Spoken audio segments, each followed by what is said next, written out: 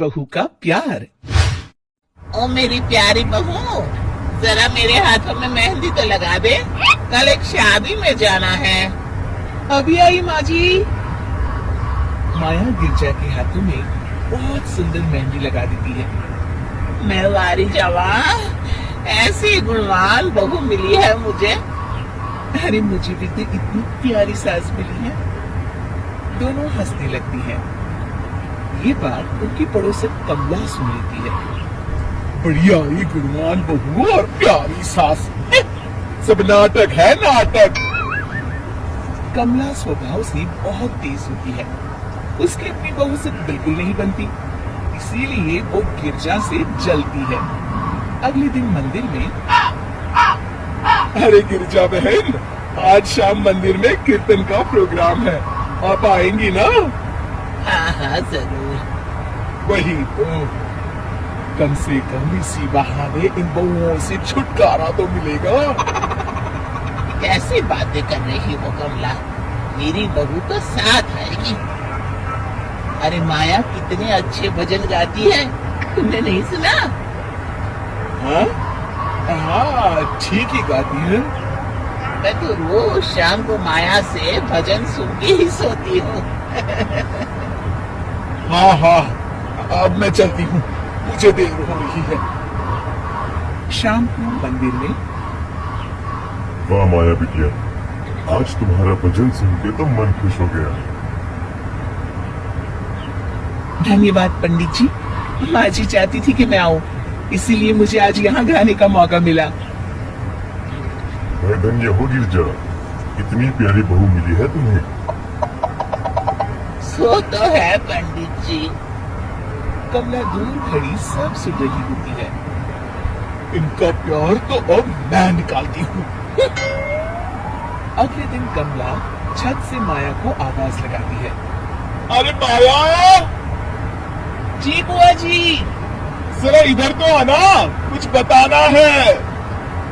अभी आई बुआ जी। क्या हुआ? माया कमला के पास जाती है। पता है, कल सुबह गिरजा मंदिर में कह रही थी कि उसकी किस्मत फूट गई जो उसे तेरे जैसी बहू मिली। अच्छा बुआ जी, किसी बात पर गुस्से में कह दिया होगा। आप तो जानती हैं, माँ जी मुझे कितना प्यार करती है।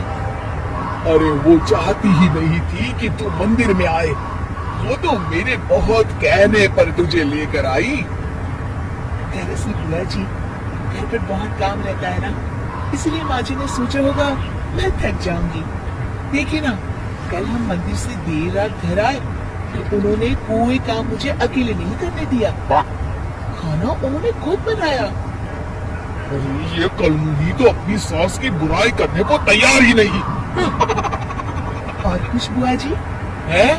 नहीं नहीं, और कुछ नहीं, अब तू जा यहाँ से। अगले दिन मंदिर में, अरे ओ गिरजा, कल तेरी बहू आई थी मेरे पास। माया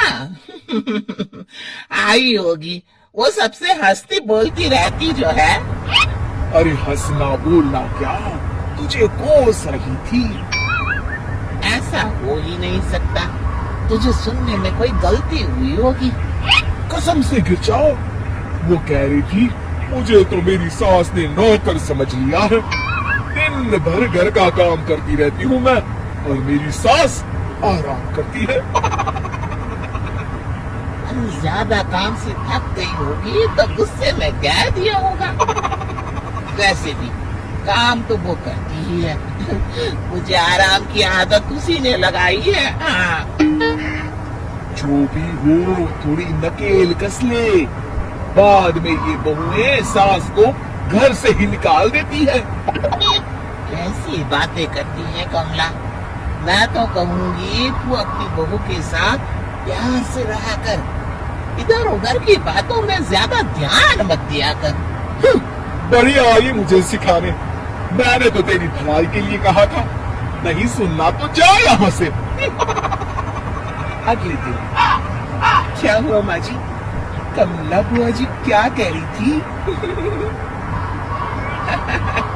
तू तो जानती है कमला और उसकी बातें। हाँ हाँ, बड़ी परेशान है हमारा प्यार देखकर।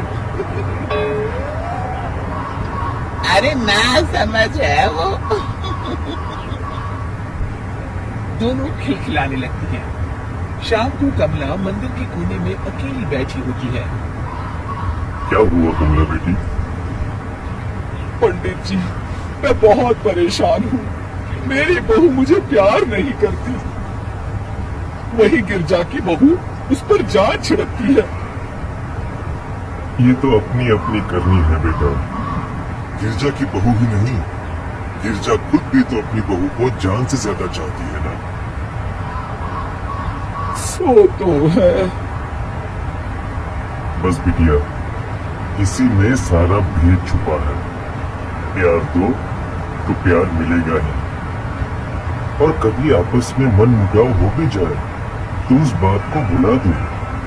गलतियां तो हम सबसे होती हैं, आखिर हम सब इंसान ही है ना। ये तो आप सही कह रहे हैं पंडित जी।